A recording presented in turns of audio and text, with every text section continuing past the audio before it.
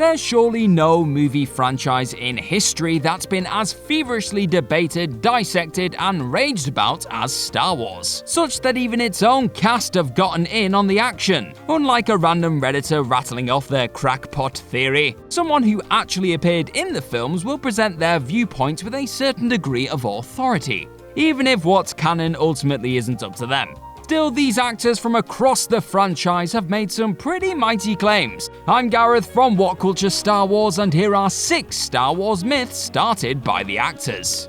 Number 6, there's a 6-hour cut of The Phantom Menace, according to Jake Lloyd. For many, the existing 136-minute cut of Star Wars Episode 1 The Phantom Menace is already a pretty excruciating experience, crammed full of anything but bomb-bad material.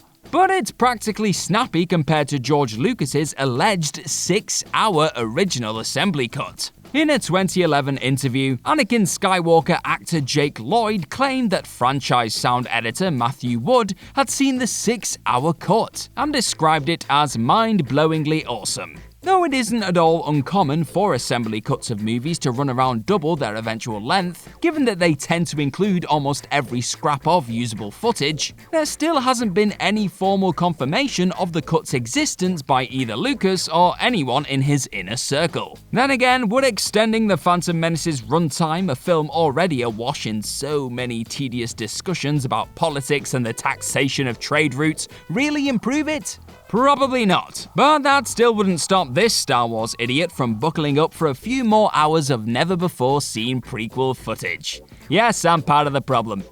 Number 5, villainous Jar Jar Binks, according to Ahmed Best. In October 2015, just 2 months before the release of The Force Awakens, a creative fan posted a theory to Reddit suggesting that Jar Jar Binks was originally supposed to be revealed as Palpatine's evil collaborator.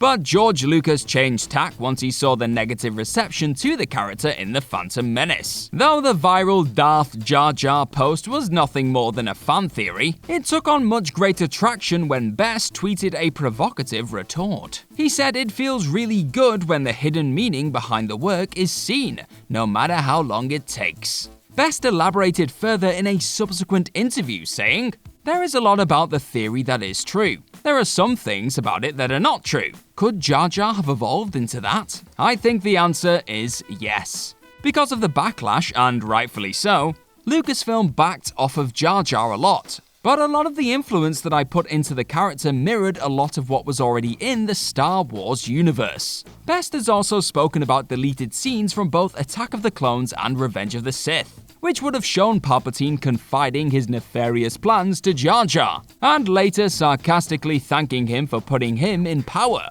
While it's unlikely Jar Jar was ever designed as an out-and-out monster, Best makes a clear case that Lucas had far more interesting plans for the character pre-Backlash. But once that Gungan opened his mouth in Episode 1, there was no going back.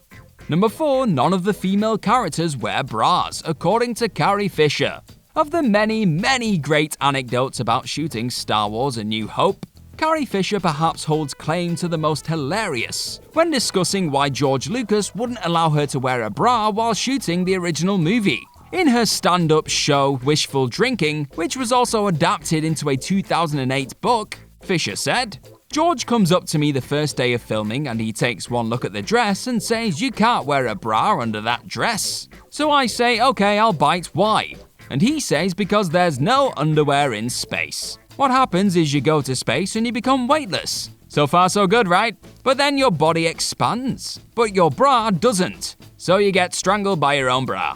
It certainly makes for a fun gag, though fans have debated the veracity of this claim ever since, given that it suggests that none of the women in the Star Wars movies wear bras. On one hand, it sounds exactly like something a star filmmaker working in the 1970s would say to a young leading lady. But on the other, it's totally contradicted by the fact that Leia isn't strangled to death by her slave costume, which is basically just fancy underwear in Return of the Jedi.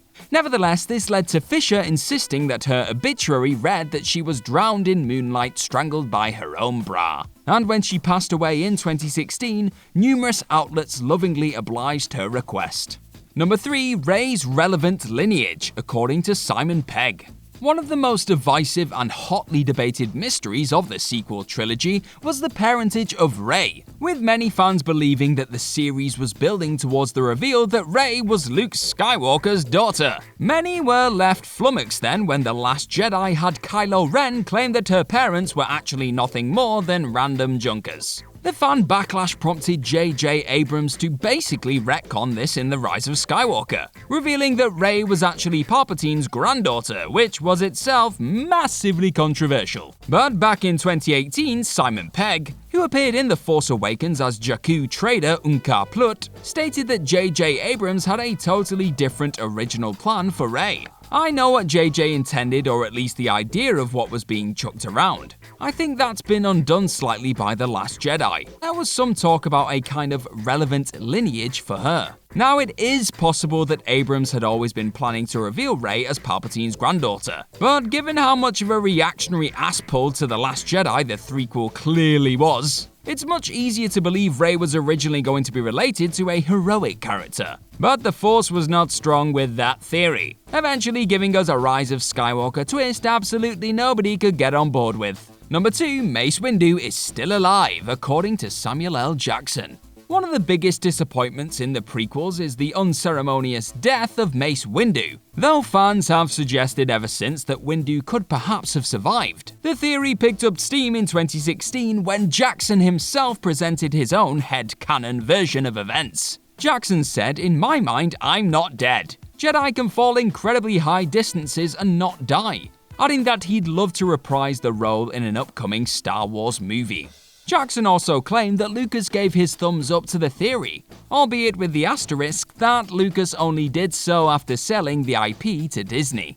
We never saw his body, and given that the franchise brought Palpatine back as a zombie puppet thing in The Rise of Skywalker, it wouldn't be nearly the most ridiculous thing the series has tried to get away with. And who wouldn't want to see a purple-bladed badass return in some capacity either on the big or small screen?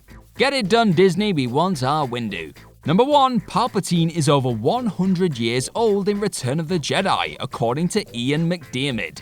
On the DVD cast commentary for Return of the Jedi, Ian McDiarmid made the claim that Palpatine is actually more than 100 years old. Though it helped paint Palpatine as a picture of ancient, unending evil, it ultimately didn't really vibe with how the character was presented in the prequels. It's canon that Palpatine was born in 82 BBY, which would make him in his 50s and 60s during the events of the prequels, and about 86 years old at the time of Return of the Jedi. Sure, he's an old guy either way, but there's still a considerable leap between Palpatine being an octogenarian and nearing a human being's upper age limit. Thankfully, this one naturally got debunked pretty quickly by attentive fans. But with Palpatine being brought back as an aforementioned zombie puppet thing, how old did that technically make him in Rise of Skywalker?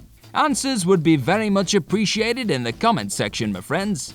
And that's our list. Know of any other Star Wars myths started by the actors? Let us know all about them in the comments section right down below, and do not forget to like, share, and click on that subscribe button. I've been Gareth from What Culture Star Wars. Thank you very much for watching. May the Force be with you, and I'll see you soon.